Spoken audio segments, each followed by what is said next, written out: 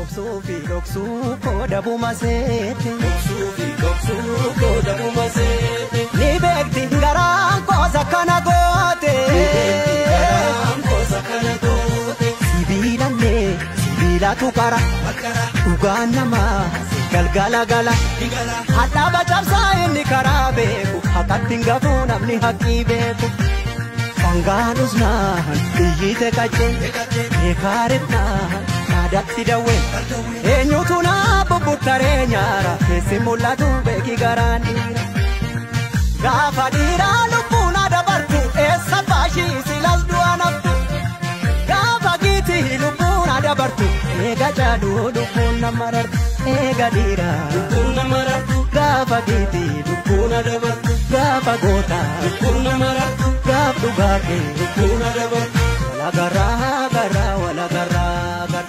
Agarree tira wali sarfuu bir.